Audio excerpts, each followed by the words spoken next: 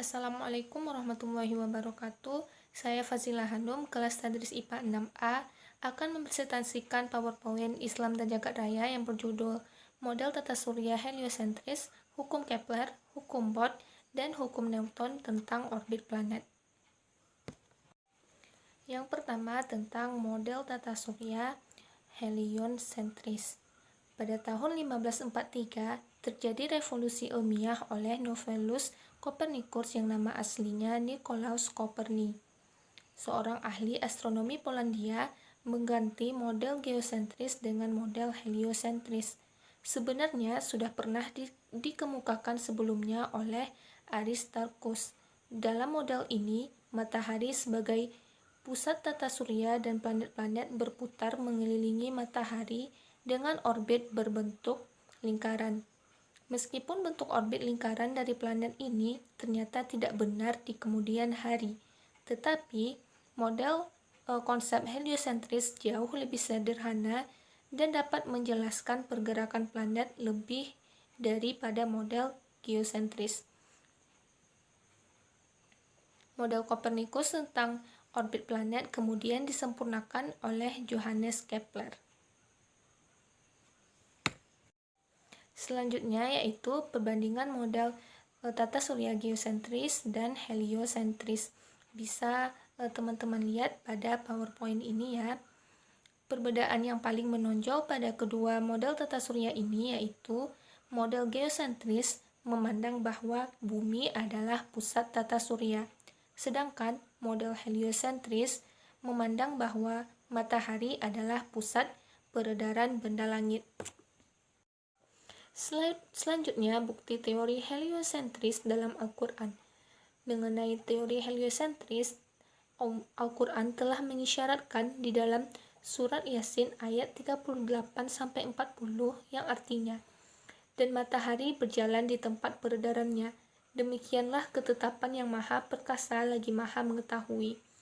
Dan telah kami tetapkan bagi bulan manzilah-manzilah, sehingga setelah dia sampai ke manzilah yang terakhir, kembalilah dia sebagai bentuk tandan yang tua.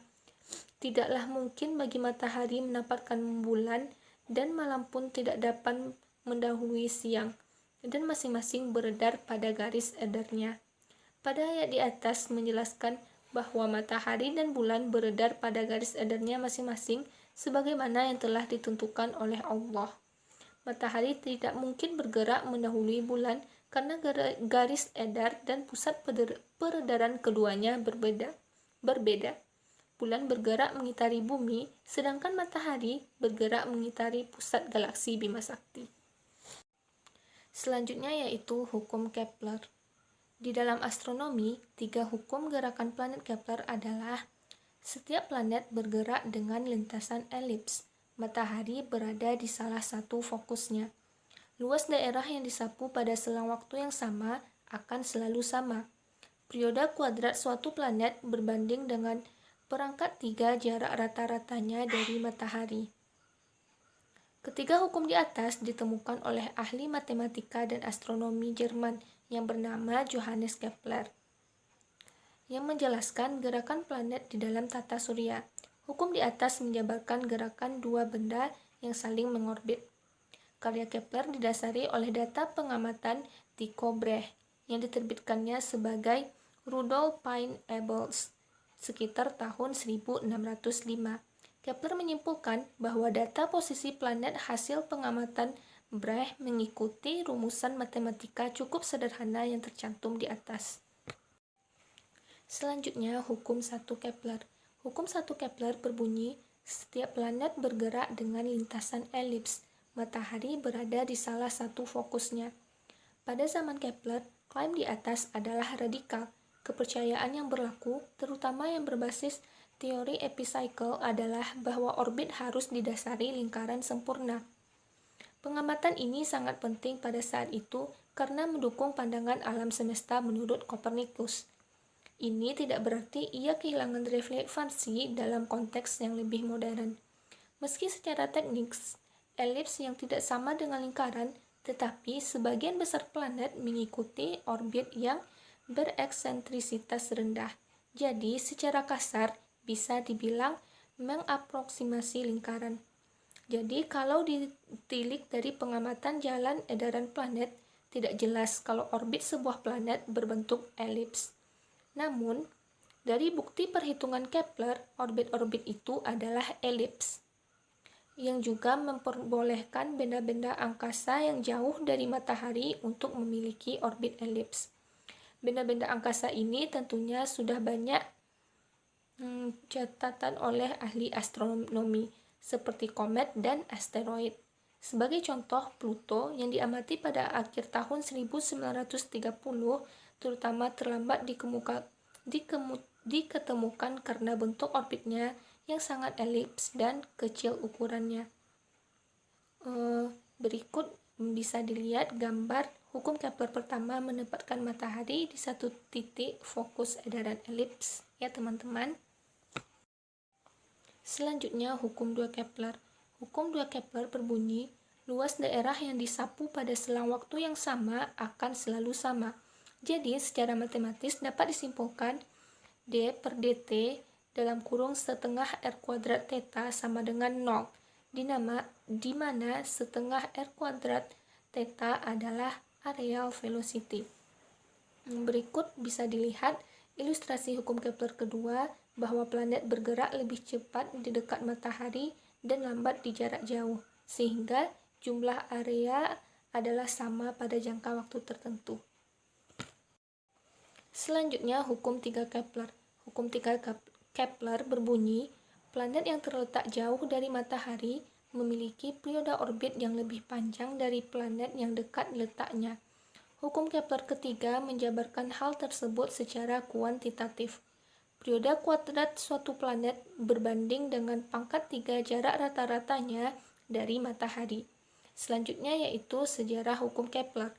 Pada tahun 1601, Kepler berusaha mencocokkan berbagai bentuk kurva geometri pada data-data posisi planet Mars yang dikumpulkan oleh Tycho Brahe. Hingga tahun 1606, setelah hampir setahun menghabiskan waktunya hanya untuk mencari penyelesaian perbedaan sebesar 8 menit busur, atau mungkin bagi kebanyakan orang hal ini akan diabaikan, Kepler mendapatkan orbit planet Mars. Menurut Kepler, lintasan berbentuk elips adalah gerakan yang paling sesuai untuk orbit planet yang mengitari matahari. Pada tahun 1609, dia mempublikasikan Astronomia Nova yang menyatakan dua hukum gerak planet. Hukum ketiga tertulis dalam Harmonis Mundi yang dipublikasikan 10 tahun kemudian. Selanjutnya yaitu hukum Bode. Hukum Bode adalah sebuah hipotesis yang menyatakan bahwa benda-benda dalam beberapa sistem orbit, termasuk tata surya, mengorbit pada sumbu semi mayor dalam sebuah fungsi sekuen planet. Sejarah hukum Bode yaitu pada tahun 1764, Charles Bonnet menuliskan dalam karyanya Contemplation de la Nature bahwa kita tahu 17 planet yang masuk ke dalam susunan tata surya kita, yaitu planet-planet besar dan satelitnya, tetapi tidak yakin tidak ada lagi planet yang lain. Pada tahun 1766, Titiun menerjemahkan tulisan berbahasa Prancis tersebut ke bahasa Jerman dan menambahkan 2 paragraf baru. Pada tahun 1768, di usia 19 tahun, Bode menerbitkan edisi kedua ringkasan astronomi Anleitung zur Kenntnis des Gezetes atau panduan untuk mengenal langit berbintang. Bode menemukan hubungan yang dicetuskan oleh Titius dan memasukkannya sebagai catatan kaki dalam teksnya. Ketika pertama kali diterbitkan, hukum tersebut hampir dipenuhi oleh semua planet yang dikenal saat itu, dari Merkurius sampai Saturnus, dengan celah antara Mars dan Jupiter. Pada tahun 1781, penemuan planet baru, yaitu Uranus yang berjarak sesuai prediksi menjadikan hukum Bode kemudian diterima secara luas. Berdasarkan penemuan ini, Bode mendesak pencarian planet kelima di antara Mars dan Jupiter. Pada celah tersebut kemudian ditemukan Ceres, asteroid terbesar di tata surya di tahun 1801. Namun, penemuan planet Neptunus pada 1846 menunjukkan ketidakakuratan prediksi Bode. Penemuan sejumlah besar asteroid di daerah yang kemudian disebut sabuk asteroid juga menyebabkan Ceres tidak lagi disebut planet. Selanjutnya, penjelasan teoritis hukum Bode. Tidak ada penjelasan teoritis yang kuat yang mendasari hukum Titius-Bode, tetapi ada kemungkinan bahwa dengan kombinasi resonansi, orbit, dan kekurangan derajat kebebasan, sistem planet yang stabil memiliki kemungkinan tinggi untuk memenuhi hubungan yang diprediksi hukum Titius-Bode. Karena hal ini mungkin kebetulan matematis dan bukan hukum alam, kadang-kadang ia disebut sebagai aturan, bukan hukum. Astrofisikawan Alan Moss menyatakan bahwa ini hanya kebetulan, dan jurnal ilmu keplanetan Icarus tidak lagi menerima tulisan ilmiah yang mencoba memberikan versi lain hukum tersebut. Data dari sistem eksoplanet juga tidak menunjukkan berlakunya aturan ini di sistem planet lain. Selanjutnya yaitu hukum Newton orbit planet. Dengan penerbitan Principia kira-kira 80 tahun kemudian, sekitar tahun 1687, Isaac Newton memberikan teori fisika yang menjelaskan ketiga hukum Kepler, teori yang didasarkan pada hukum gerak Newton dan hukum gravitasi universal. Secara khusus, Newton mengusulkan bahwa gaya gravitasi antara dua benda adalah gaya pusat, yang bervariasi sebagai kuadrat terbalik dari jarak r antara keduanya. Berdasarkan hukum geraknya, Newton menunjukkan bahwa orbit partikel apapun yang ditindaklanjuti oleh salah satu gaya tersebut selalu berbentuk kerucut, khususnya elips jika tidak mencapai tak terhingga. Namun, kesimpulan ini hanya berlaku jika ada dua tubuh. Gerakan tetap tidak terpecahkan selama berabad-abad. Gerakan tiga benda atau lebih yang bekerja di bawah gravitasi timbal baliknya tetap tidak terpecahkan selama berabad-abad setelah Newton, meskipun solusi untuk beberapa kasus khusus ditemukan. Newton mengusulkan bahwa orbit planet-planet di sekitar matahari sebagian besar berbentuk elips karena gravitasi matahari dominan. Untuk perkiraan pertama, keberadaan planet lain dapat diabaikan. Dengan analogi, orbit elips bulan tentang bumi didominasi oleh gravitasi bumi. Untuk perkiraan pertama, gravitasi matahari dan benda-benda tata surya lainnya dapat diabaikan. Namun, Newton menyatakan bahwa presesi aspidal bertahap dari orbit planet dan bulan disebabkan oleh efek interaksi yang diabaikan ini. Secara khusus, ia menyatakan bahwa presesi orbit bulan disebabkan oleh efek interaksi gravitasi dengan matahari yang mengganggu. Teorema Newton tentang orbit berputar adalah upaya pertamanya untuk memahami presesi aspidal secara kuantitatif. Menurut teorema ini, penambahan jenis gaya pusat tertentu, gaya kubus terbalik, dapat menghasilkan orbit yang berputar.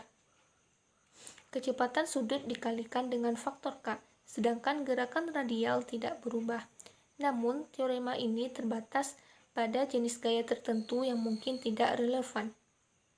Beberapa interaksi kuadrat terbalik yang mengganggu, seperti yang terjadi di planet lain, tampaknya tidak mungkin dijumlahkan secara tepat menjadi gaya kubus terbalik. Agar teoremanya dapat diterapkan pada jenis gaya lain, Newton menemukan pendekatan terbaik dari gaya pusat sewenang-wenang Fr ke potensi kubus terbalik dalam batas orbit yang hampir melingkar, yaitu orbit elips dengan eksentrisasi rendah, seperti yang terjadi pada sebagian besar orbit di tata surya. Untuk menemukan perkiraan ini, Newton mengembangkan deret tak hingga yang dapat dipandang sebagai cikal bakal ekspansi Taylor. Perkiraan ini memungkinkan Newton memperkirakan laju presesi gaya pusat sembarang. Newton menerapkan pendekatan ini untuk menguji model yang menyebabkan presesi aspidal orbit bulan. Namun, masalah gerak bulan sangatlah rumit. dan Newton tidak pernah menerbitkan model gravitasi akurat dari presesi aspidal bulan. Setelah model yang lebih akurat oleh Clairaut pada tahun 1747, model analitis gerakan bulan dikembangkan pada akhir abad ke-19 oleh Hill, Brown, dan Delaunay. Namun, teorema Newton lebih umum dari sekedar menjelaskan presesi aspidal. Ini menjelaskan efek penambahan gaya kubus terbalik ke gaya pusat Fr.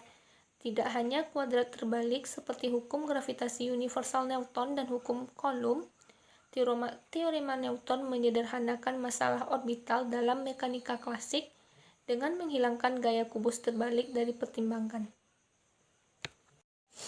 Selanjutnya, integrasi hukum Kepler, hukum Bode, dan hukum Newton orbit planet dengan ayat Al-Quran. Ini terdapat dalam Quran Surat Ar-Rahman ayat 5 yang berbunyi, A'udzu billahi minasyaitonir rajim. Asy-syamsu wal qamaru bil husban. Artinya, matahari dan bulan beredar menurut perhitungannya. Allah menyebutkan bahwa matahari dan bulan yang termasuk di antara benda-benda angkasa yang terbesar beredar dalam orbitnya masing-masing, matahari dan bulan yang sangat pasti. Karena adanya itu, maka terjadilah perubahan musim-musim. Dengan memperhitungkan perubahan-perubahan tersebut, manusia dapat mengatur pertanian, perdagangan, pendidikan, dan dapat pula dijadikan sebagai sarana untuk membantu manusia menghitung awal waktu sholat, kalender, gerhana, dan lain-lain. Banyak ayat dalam Al-Quran yang menyebutkan dan menjelaskan tentang pasangan matahari dan bulan. Matahari sebagai sumber cahaya yang terang membara akibat reaksi nuklir di dalamnya. Sementara bulan hanya sebagai pemantul cahaya yang diterimanya dari matahari memiliki permukaan yang cerah berbinar-binar. Matahari dan bulan bersama benda-benda langit lainnya tidak diam. Mereka bergerak di angkasa pada jalan atau garis edar masing-masing, sebagaimana Allah berfirman dalam surat Az-Zariyat ayat 7. Jalan yang dimaksud adalah garis edar dan benda-benda langit, termasuk matahari dan bulan. Dalam fisika, garis edar benda langit disebut orbit, merupakan jalan atau lintasan yang dilalui oleh suatu benda langit di sekitar benda langit lainnya di dalam pengaruh dari gaya-gaya tertentu. Terima kasih atas perhatiannya dan mohon maaf atas segala kekurangannya. Semoga bermanfaat. Assalamualaikum warahmatullahi wabarakatuh.